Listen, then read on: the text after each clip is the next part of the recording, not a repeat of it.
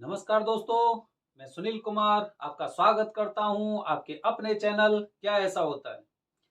दोस्तों, आज मैं आपके साथ एक खास जानकारी लेके आया हूं।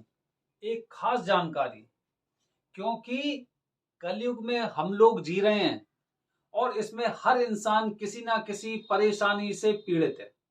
हर इंसान के पास कोई ना कोई परेशानी है। जिस इंसान को भगवान ने परेशानी नहीं दी, उसके लिए सबसे बड़ी परेशानी ये है कि भाई मेरे पास कोई परेशानी नहीं है, वो इसलिए परेशान रहता है। बहुत से लोग ऐसे होते हैं, वो इसलिए परेशान है कि भगवान ने उनके लिए सब कुछ दिया है, लेकिन उनके पड़ोसी के पास, उनके रिश्तेदार के पास, उनके भाई बंधुओं के पास इतना ज्यादा दे दिया है कि वो बंदा इतना ज्यादा परेशान है। खैर, ये तो घर परिवार की बातें होती हैं, लेकिन इस धरती पर बहुत से लोग ऐसे भी हैं जो वाकई में बहुत ज्यादा परेशान हैं। उनकी परेशानी नहीं कटती, एक परेशानी खत्म होती है और दूसरी परेशानी उनकी शुरू हो जाती है। जैसे, क्योंकि आप भी जानते होंगे, मैं बता रहा हूं आपको, आप सुनना कि वो परेशानी कौन कौन सी हैं। परेशानी जो इस दुनिया में, इस धरती पर अगर गृहस्थाश्रम में है, तो वो सबसे बड़ी परेशानी होती है पारिवारिक कलह। आपस में रिश्ते इतने दूर होते जाते हैं, इतने दूर होते जाते हैं कि समझना बड़ा मुश्किल हो जाता है। और वो पहिया ऐसे ही चक्र चलता रहता है और हम उन चीजों में इतने उलझ जाते हैं कि भगवान को दोष देने लगते हैं। ऐसा हमारे साथ क्यों हो रहा है?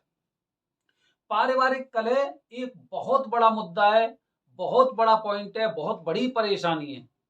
और ये इसी से बहुत सारी परेशानियां शुरू हो जाती हैं, क्योंकि परिवार में अगर कलह होगी तो इंसान ढंग से अपने बिजनेस को, अपनी जॉब को भी अच्छी तरह से नहीं कर पाता है। पारिवार पारिवारिक परेशानियां होती हैं, इसकी वजह से क्या होता है कि लोग डिप्रेशन में भी चले जाते हैं। वो इतने फ्रस्ट्रेट हो जाते हैं कि उन्हें यही नहीं पता होता है कि मुझे कौन सा काम कब करना चाहिए। तो दोस्तों, मैं अपने वीडियो के माध्यम से इन सब की मुक्ति के लिए एक आपके लिए एक इंफॉर्मेशन लेके आया हूं। एक ऐसी जानकारी लेके आया हूं जो आपकी इस तरह की परेशानी को तो हमेशा के लिए खत्म कर देंगी। और उसका जो उचित समय है, वो उचित समय पे ही मैं एक वीडियो बना रहा हूं आपके लिए, क्योंकि कल है मंगलवार, सावन का मंगलवार। मंगलवार का दिन ऐसा होता है कि मंगल ही मंगल। दोस्तों, तो वही जानकारी मैं लेके आया हूं।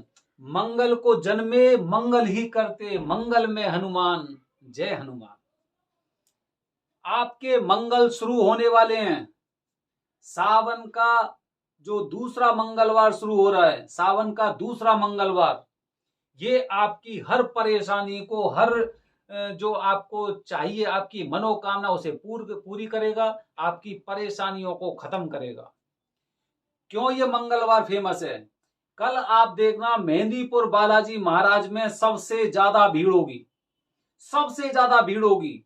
लोग अपनी परेशानियों के लिए मेहंदीपुर बालाजी जा रहे हैं कल। क्यों? क्योंकि कल है प्रदोष, कल है मंगलवार।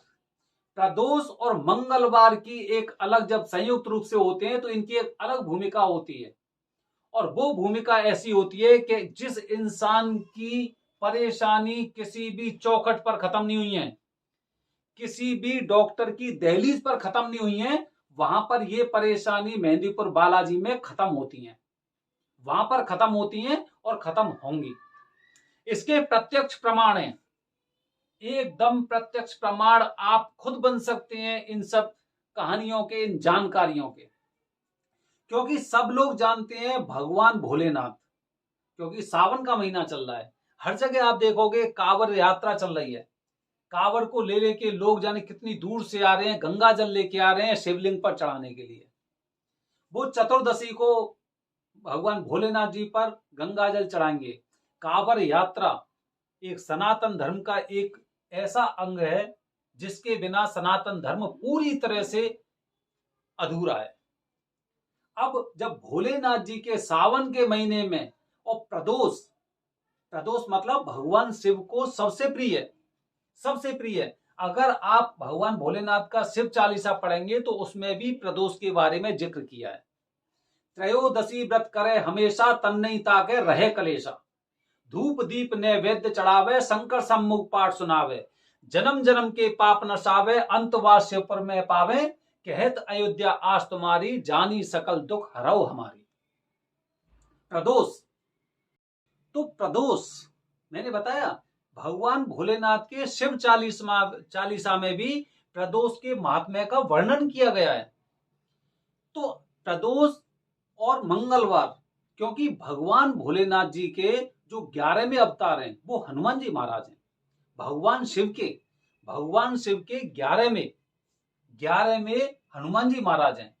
और अगर ये दोनों बातों को अगर मिक्स किया जाए तो आप इस बात से यही अनुमान लगा सकते हैं कि प्रदोष मंगलवार का है तो हनुमान जी महाराज कितने प्रसन्न होंगे अगर आप उनके दर्शन करने जा रहे हैं। मेहंदीपुर बालाजी में बाल रूप में जब हनुमान जी महाराज वहां पर साक्षात रूप से उपस्थित हैं, और प्रदोष सावन के महीने में प्रदोष अगर मंगलवार का हो रहा है तो सिद्धि मंगल ही मंगल है। आप अपनी परेशानी के साथ जाएंगे वहां पर। वो आपने गाना सुना होगा कि रोते रोते जाते हैं और हंसते हंसते आते हैं। जब अगर आपकी परेशानियों का अंत किसी दहलीज पर, किसी दरवाजे पर, किसी चौखट पर नहीं हो रहा है तो एक बार आपको मेहंदीपुर बालाजी में अवश्य जाना चाहिए। मेहंदीपुर बालाजी में जब आप जाएंगे तो आप देखेंगे आपकी काया पूरी तरह से पलट चुकी होती है। आपकी किस्मत जो कहीं पर गोते खा रही थी, आपकी जो किस्मत है जो कहीं पे भी एक तरह से वो अर्श पर पड़ी हुई थी, वो फर्श पर पड़ी हुई थी, वो देखना उसकी स्थिति क्या होती है। वो चीजें धीरे धीरे करके आपकी जिंदगी में से आपकी परेशानियां हमेशा के लिए खत्म हो जाती हैं। क्योंकि जहां पर कलह होगी वहां पर लक्ष्मी विराजमान भी नहीं रहती हैं, वहां पर लक्ष्मी स्थिर नहीं रहती हैं। इसलिए उन लोगों को आर्थिक तंगी भी वहां पर उनको झेलनी पड़ती है। और आर्थिक तंगी होती है तो इंसान के अंदर तनाव भी आता है, जिससे बंदा क्या होता है, वो लोग क्या है, डिप्रेशन के शिकार हो जाते हैं। मतलब केवल एक चीज अगर पारिवारिक कलह आपकी जिंदगी में कहीं पे है तो ये मान लो कि आपको इस दुनिया की सब परेशानी आपके ऊपर है। तो इन परेशानियों से मुक्ति के लिए आप मेहंदीपुर बालाजी महाराज के दर्शन करने जाइए। और वहां पर आप अपनी श्रद्धा के अनुसार आप ये कहते हैं कि भाई मेरे पास तो ज्यादा पैसे नहीं है, आप एक पंडित को खाना खिलाइए, आप 2 पंडितों को खिलाइए, 5 पंडितों को खिलाइए। और अगर आप पूरी तरह से सक्षम हैं तो आप अपनी श्रद्धा के अनुसार कर सकते हैं। लेकिन अगर आपकी इच्छा है कि जैसे यहाँ पे जो अमीर और रईस लोग जो सवामनी करते हैं, जो मेहंदीपुर बालाजी को जो सवामनी का भोग लगाया जाता है वो भी मैं करूं, तो आप अपनी इच्छा, आप अपनी मनोकामना मेहंदीपुर बालाजी महाराज के दरबार में करके तो देखिए। एक बार मेहंदीपुर बालाजी महाराज से आप कुछ मांग के तो देखिए। वो तो घटघट वासी हैं, उन्हें सब कुछ जानकारी है कि मेरा भक्त मेरे दरबार में क्यों आया है। लेकिन आप अपने मुंह से एक बार बोलिए तो सही। क्योंकि बेटे के पास कुछ भी हो या किसी चीज की कमी हो, पिता को हमेशा पता रहता है। लेकिन जब पता चलता है कि पिता को भी कि भाई बेटे के पास नहीं है, तो पिता की भी इच्छा करती है कि बेटा मुझसे एक बार बोले तो सही, कहे तो सही कि आपको क्या चाहिए, वो मैं दूंगा। वही मेहंदीपुर बालाजी बाल रूप में, और इतनी जल्दी प्रसन्न होते हैं हनुमान जी के बाल रूप की महिमा का तो किसी उसमें कोई मुकाबला ही नहीं है, कोई मुकाबला नहीं है।